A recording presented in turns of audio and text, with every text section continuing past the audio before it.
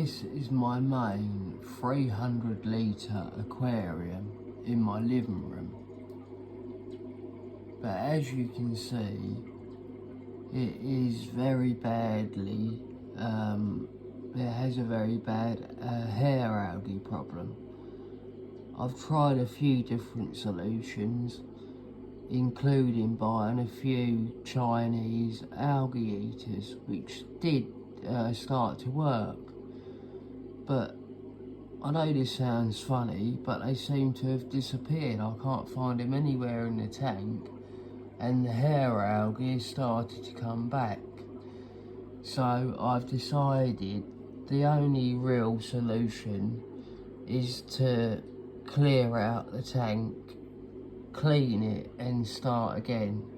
So that's what I'm going to do, and I will make a series of videos of me doing that, so you can see the tank being emptied, cleaned, refilled and re-landscaped. I hope you enjoy this batch of videos, and I will be posting them soon.